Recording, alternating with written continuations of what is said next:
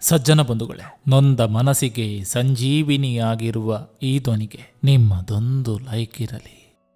ಹೂವಿನ ಮೇಲೆ ನಡೆಯುವವರಿಗಿಂತ ಮುಳ್ಳುಗಳ ಮೇಲೆ ನಡೆಯುವವರು ಬೇಗ ಗುರಿ ಮುಟ್ತಾರೆ. ಯಾಕಂದ್ರೆ ಮುಳ್ಳುಗಳು ಪಾದದ ವೇಗವನ್ನ ಹೆಚ್ಚಿಸ್ತದೆ.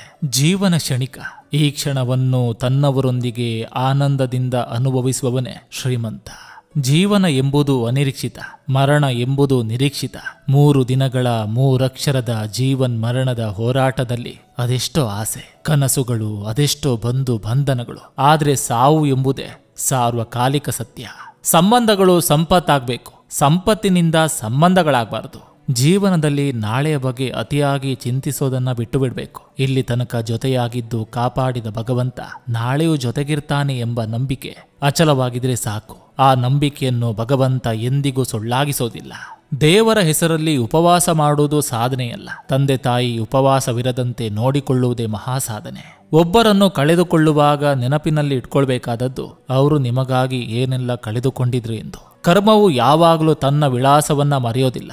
ಸರಿಯಾದ ಸಮಯಕ್ಕೆ ಮತ್ತು ಸೂಕ್ತ ಸ್ಥಳಕ್ಕೆ ಹೋಗಿ ಮುಟ್ಟಿಯೇ ತೀರುತ್ತದೆ. ಮೌನವನ್ನು 2 ಬಾರಿ ಸ್ವಾಗತಿಸೋಣ. ಒಮ್ಮೆ ಒಳ್ಳೆಯ ಸಂಬಂಧವನ್ನು ಉಳಿಸಿಕೊಳ್ಳುವುದಕ್ಕಾಗಿ, ಮತ್ತೊಮ್ಮೆ ಅರ್ಥವಿಲ್ಲದ ಸಂಬಂಧವನ್ನು ಕಳೆದುಕೊಳ್ಳಲು. ಅವಶ್ಯಕತೆ ಎಂಬ ಅನುಕಂಪ ಮುಗಿದ ಮೇಲೆ ಯಾರಿಗೆ ಯಾರು ನೆನಪಿರಲ್ಲ. ಅರ್ಜುನ ಹೇಳ್ತಾನೆ, ಇಡೀ ಜಗತ್ತೇ ನನ್ನ ವಿರುದ್ಧ ನಿಂತಿದೆ, ಏನು ಮಾಡಲಿ ಕೃಷ್ಣ ಅಂತ. ಆಗ ಶ್ರೀಕೃಷ್ಣ ಹೇಳ್ತಾನೆ, ನಾನು ನಿನ್ನ ಜೊತೆ ಇರುವೆ. ಕೊಲ್ಲೋಕೆ ಅಂತ 100 ಜನ ಇದ್ರೆ ಕಾಯೋಕೆ ಅಂತ ಒಬ್ಬ ಇದ್ದೇ ಇರ್ತಾನೆ. ಯಾವ ವ್ಯಕ್ತಿಗೆ ತನ್ನ ಮನೆಯ ಸಂಪೂರ್ಣವಾದ ಜವಾಬ್ದಾರಿ ಇರ್ತದೆಯೋ ಅಂತಹ ವ್ಯಕ್ತಿ ಯಾವತ್ತೂ ಮತ್ತೊಬ್ಬರ ಮಾತಿಗೆ ತಲೆ ಕೆಡಿಸ್ಕೊಳ್ಳೋದಿಲ್ಲ. ದುಡ್ಡಿನಲ್ಲಿ ಬಡವನಾದ್ರೂ ಪರವಾಗಿಲ್ಲ, ಆದ್ರೆ ಬುದ್ಧಿವಂತಿಕೆಯಲ್ಲಿ ಬಡವನಾಗಬಾರ್ದು. ನಮ್ಮ ಜ್ಞಾನ ಬೆಳೆದಂತೆಲ್ಲ ಕೀರ್ತಿಯ ಕಡೆ ತಿರುಗಬೇಕೇ ಹೊರತು ಅಹಂಕಾರದ ಕಡೆ ಅಲ್ಲ. ಕತ್ತಲು ಆದ ಮೇಲೆ ಬೆಳಕು ಆಗ್ಲೇಬೇಕು. ಹಾಗೆ ನಮ್ಮ ಮನಸ್ಸಿಗೆ ನೋವು ಮಾಡಿದವರು ಒಂದಲ್ಲ ಒಂದು ದಿವಸ ಕಣ್ಣೀರು ಹಾಕಲೇಬೇಕು. ಎಲ್ಲಿ ಬಿದ್ದೆ ಎಂದು ಯೋಚಿಸಬೇಡ, ಎಲ್ಲಿ ಎಡವಿದೆ ಎಂದು ಯೋಚಿಸು. ಯಾರಿಗೂ ಯಾರು ಶಾಶ್ವತವಲ್ಲ. ಎಲ್ಲರೂ ಸ್ವಲ್ಪ ದಿನ ಮಾತ್ರ ನಮ್ಮ ಜೊತೆ ಚೆನ್ನಾಗಿರ್ತಾರೆ ಅಷ್ಟೇ. ಅತಿಯಾದ ಮಾತು, ಅತಿಯಾದ ಕಾಳಜಿ ಸಂಬಂಧವನ್ನು ಬೇಗ ದೂರ ಮಾಡಿಬಿಡ್ತದೆ. ನೋವು ಕೊಟ್ಟ ಜನರಿಗೆ ನಿನ್ನ ಗೆಲುವು ಉತ್ತರವಾಗಿರಲಿ. ಅಹಂಕಾರ ಮತ್ತು ಸಂಸ್ಕಾರಕ್ಕೆ ಏನು ವ್ಯತ್ಯಾಸ ಅಂದ್ರೆ, ಅಹಂಕಾರದಿಂದ ತುಂಬಿದ ಮನುಷ್ಯನು ಇತರರನ್ನು ಅವಮಾನಿಸುವುದರಲ್ಲಿ ಸಂತೋಷ ಪಡ್ತಾನೆ. ಸಂಸ್ಕಾರದಿಂದ ತುಂಬಿದ ವ್ಯಕ್ತಿಯು ತನ್ನನ್ನು ತಾನು ತಲೆಬಾಗಿ ಇತರರಿಗೆ ಗೌರವವನ್ನು ನೀಡುವುದರಲ್ಲಿ ಸಂತೋಷ ಪಡ್ತಾನೆ. ಆ ದೇವರು ಯಾರಿಗೂ ಪರಿಪೂರ್ಣವಾದ ಬದುಕನ್ನು ಕೊಟ್ಟಿರೋದಿಲ್ಲ. ಒಂದಲ್ಲ ಒಂದು ರೀತಿಯಲ್ಲಿ ಸಮಸ್ಯೆಯನ್ನ ಇಟ್ಟಿರ್ತಾನೆ. ಆ ಸಮಸ್ಯೆಗಳನ್ನ ಎದುರಿಸಿದಾಗಲೇ ನಮ್ಮ ಜೀವನಕ್ಕೊಂದು ದಾರಿ ಕಂಡುಕೊಳ್ಳಲು ಸಾಧ್ಯ. ಈ ಪ್ರಪಂಚದಲ್ಲಿ ಬಲ ಇಲ್ಲಾಂದ್ರೆ ಬದುಕಬಹುದು, ಆದ್ರೆ ಛಲ ಇಲ್ಲಾಂದ್ರೆ ಬದುಕೋಕೆ ಆಗಲ್ಲ. ಇವತ್ತು ಯಾರು ನಿನಗೆ ನೋವು ಕೊಟ್ಟಿದ್ದಾರೋ ಅವರಿಗೆ ಏನನ್ನು ಸಹ ಹೇಳ್ಬೇಡ, ಮೌನವಾಗಿರು. ಯಾಕಂದ್ರೆ ಕಾಲ ಅನ್ನೋದು ಅವರಿಗೆ ನಿನ್ನ ಕಣ್ಣ ಮುಂದೆನೆ ಮಣ್ಣು ಮುಕ್ಕಿಸ್ತದೆ. ಎಲ್ಲವನ್ನೂ ಕಳೆದುಕೊಂಡ ಹಾಗೆ 1 ವಾರ ನಟಿಸಿ ನೋಡು, ನಿನ್ನವ್ರು ಯಾರು ಅಂತ ನಿನಗೆ ಗೊತ್ತಾಗ್ತದೆ. ಕೆಲವು ಸಾರಿ ನೀವು ಯಾವ ತಪ್ಪು ಮಾಡದೇ ಇದ್ರೂ ಕೆಟ್ಟವರಾಗ್ತೀರಿ. ಯಾಕಂದ್ರೆ ಜನರು ಬಯಸಿದಂತೆ ನೀವಿಲ್ಲ ಎನ್ನುವ ಕಾರಣಕ್ಕೆ. ಹೃದಯವೆಂಬ ಕೋರ್ಟಿನಲ್ಲಿ ಮೆದುಳೆಂಬ ಲಾಯರ್ ಎಷ್ಟೇ ವಾದಿಸಿದ್ರು ಮನಸ್ಸೆಂಬ ನ್ಯಾಯಾಧೀಶ ಕೊಡುವ ತೀರ್ಪು ಅಂತಿಮವಾಗಿರ್ತದೆ. ನಮ್ಮ ಒಳ್ಳೆತನವೇ ನಮ್ಮನ್ನು ಕಾಯುವ ಖಡ್ಗವಿದ್ದಂತೆ. ತುಳಿದಷ್ಟು ಬೆಳಿಬೇಕು, ಅಣುಕಿಸಿದಷ್ಟು ಗಟ್ಟಿಯಾಗಬೇಕು.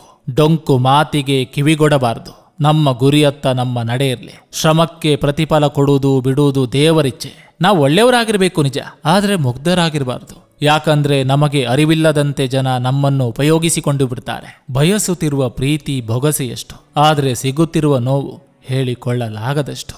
ಇವತ್ತಿನ ಪಾಠ, ಒಬ್ಬಂಟಿಯಾಗಿರಲು ಕಲಿ. ಯಾಕಂದ್ರೆ ಯಾವುದು ಶಾಶ್ವತವಲ್ಲ, ಹಾಗೆ ಯಾರು ಶಾಶ್ವತವಲ್ಲ. ಕಹಿಯಾದ್ರೂ ಸತ್ಯನೇ ಅಲ್ವಾ? ಜೀವನದ ಸತ್ಯ, ಎಷ್ಟು ಕಾಲ ಬದುಕಿದ್ದೀರಿ ಎಂಬುದು ಮುಖ್ಯ ಅಲ್ಲ, ಎಷ್ಟು ಚಂದ ಬದುಕಿದ್ದೀರಿ ಅನ್ನೋದು ಬಹಳ ಮುಖ್ಯ. ಸ್ವಲ್ಪ ಕಾಲ ಬದುಕಿದ್ರೂ ಅವರ ಹೆಸರು ಚಿರಕಾಲ ನೆನಪಿನಲ್ಲಿರಬೇಕು. ಬಣ್ಣದ ಬದುಕಿದು. ಯಾರ್ಯಾರು ಯಾವ ಸಮಯದಲ್ಲಿ ಬಣ್ಣ ಬದಲಿಸ್ತಾರೋ ಯಾರಿಗೊತ್ತು ಅಲ್ವಾ? ಮನಸ್ಸೇ ಇಲ್ಲದವರ ಮುಂದೆ ನಮ್ಮ ಮನಸ್ಸಿನ ನೋವು ಹೇಳಿಕೊಂಡು ಅಳುವುದಕ್ಕಿಂತ ಮೂಕನಾಗಿರುವುದೇ ಒಳ್ಳೆಯದು. ಕಳೆದುಕೊಂಡು ಕೊರಗೋದು ಬೇಡ, ಹಚ್ಚಿಕೊಂಡು ಹುಚ್ಚನಾಗೋದು ಬೇಡ.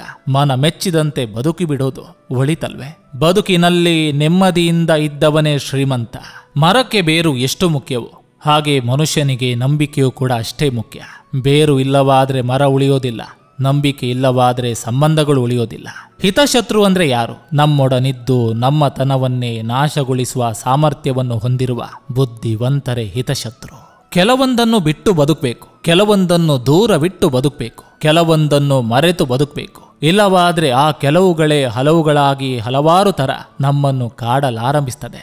ಮಗಳು ಹುಟ್ಟಿದಾಗ ಸಿಹಿ ಹಂಚದೆ ಇರುವವರು ಬಂಗಾರದಂತ ಸೊಸೆ ಬೇಕೆಂದು ಜಗತ್ತನ್ನೇ ಹುಡುಕುವರು. ಎಲ್ಲರೊಳಗೂ ಕೆಟ್ಟದು ಒಳ್ಳೆಯದಿದೆ. ನೀವು ಸಂಪೂರ್ಣ ಒಳ್ಳೆಯವರಾಗಿರುವವರನ್ನು ಹುಡುಕಲು ಹೋಗಿ ಸಂಪೂರ್ಣ ಕೆಟ್ಟವರಲ್ಲದಿರುವವರನ್ನ ಕಳೆದುಕೊಳ್ಬೇಡಿ. ಸುಂದರ ಉಡುಪು ವ್ಯಕ್ತಿತ್ವವನ್ನ ಬದಲಿಸಬಹುದು, ಒಳ್ಳೆಯ ಗುಣ ಬದುಕನ್ನೇ ಬದಲಿಸ್ತದೆ. ಭಗವಂತನನ್ನು ನಾವು ಕೊಂಡಾಡೋದು ಮುಖ್ಯವಲ್ಲ, ಭಗವಂತ ನಮ್ಮನ್ನು ಕೊಂಡಾಡುವಂತೆ ಮಾಡುವುದು ಮುಖ್ಯ. ಮನುಷ್ಯನ ಹತ್ರ ಎಷ್ಟೇ ಆಸ್ತಿ ಐಶ್ವರ್ಯ ಇರಲಿ, ಆದರೆ ಯೋಚನೆಗಳು ಇರಬಾರ್ದು. ಒಂದು ವೇಳೆ ಇದ್ರೆ ಅವನು ಮಾನಸಿಕವಾಗಿ ಬಡವನಾಗಿ ಬಿಡ್ತಾನೆ. ತೋರಿಕೆಗಾಗಿ ಯಾವತ್ತೂ ಒಳ್ಳೆಯವರಾಗಬೇಡಿ, ಯಾಕಂದ್ರೆ ಕರ್ಮ ಅಂತರಾತ್ಮದ ರೂಪದಲ್ಲಿ ಎಲ್ಲವನ್ನು ನೋಡ್ತಿದೆ. ಈ ಬದುಕಿನ ಅತಿ ದೊಡ್ಡ ಆಸೆ ಮತ್ತು ಗುರಿ ಹಸಿವನ್ನು ಮರೆಮಾಚಿ ಬದುಕುವುದು, ಅವಮಾನವನ್ನು ಮೆಟ್ಟಿ ಜೀವಿಸುವುದು. ನೆಪಕ್ಕಷ್ಟೇ ಸಂಬಂಧ, ನೋವಿಗಲ್ಲ. ಬದುಕಿನಲ್ಲಿ ಅತಿಯಾಗಿ ಮೌನವಾಗಿರೋದು ಒಳ್ಳೆಯದಲ್ಲ. ಸಮಯಕ್ಕೆ ಸರಿಯಾಗಿ ತಪ್ಪುಗಳನ್ನು ವಿರೋಧಿಸುವುದನ್ನು ಕಲಿಯಿರಿ. ಜೀವ ಹೋದ ಮೇಲೆ ಅಸ್ಥಿ ಗಂಗೆ ಪಾಲು, ವಸ್ತ್ರ ಅಗಸನ ಪಾಲು, ಆಸ್ತಿ ಮಕ್ಕಳ ಪಾಲು, ಪಿಂಡ ಕಾಗೆಯ ಪಾಲು. ನೀನು ಮಾಡಿದ ದಾನ ಧರ್ಮ ಮಾತ್ರ ನಿನ್ನ ಪಾಲು. ಹಣ ಹೆಚ್ಚಾದಾಗ ಮೊದಲು ಸಾಯೋದೆ ಕ್ರಿಯಾಶೀಲತೆ.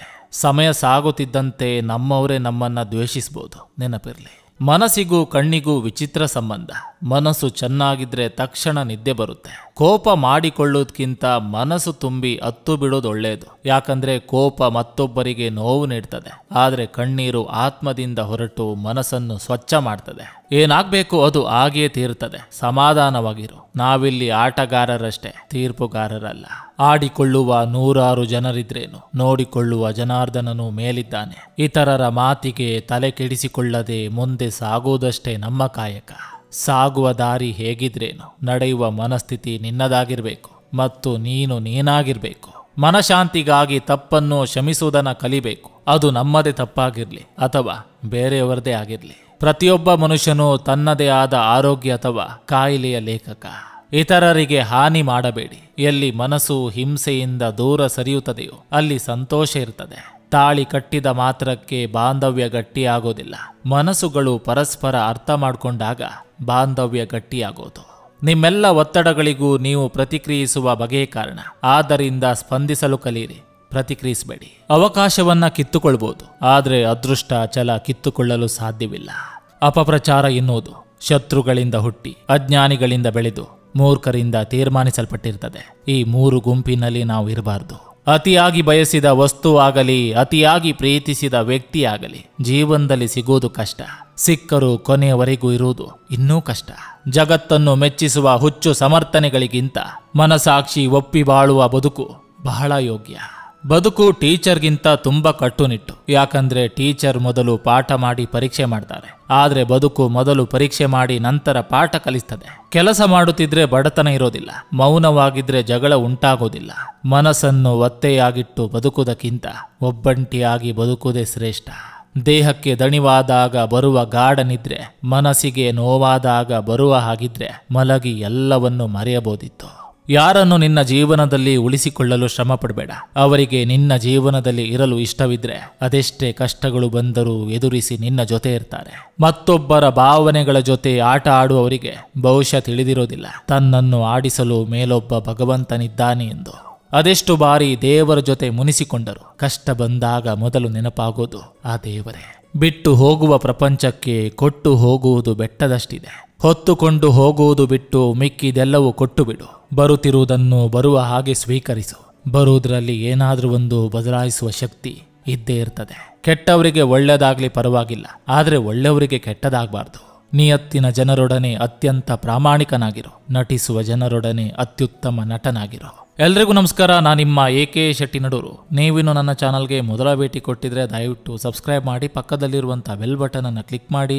ಈ ಸಂಚಿಕೆ ನಿಮಗೆ ಇಷ್ಟವಾಗಿದ್ರೆ ದಯವಿಟ್ಟು ಒಂದು ಲೈಕ್ ಮಾಡಿ, ಜೊತೆಗೊಂದು ಕಮೆಂಟ್ ಮಾಡಿ ಅಂತ ಹೇಳ್ತಾ ಮತ್ತೆ ಮುಂದಿನ ಸಂಚಿಕೆಯೊಂದಿಗೆ ಅತಿ ಶೀಘ್ರದಲ್ಲಿ ನಿಮ್ಮನ್ನ ಭೇಟಿ ಆಗ್ತೇನೆ. ಎಲ್ರಿಗೂ ಒಳ್ಳೆಯದಾಗಲಿ.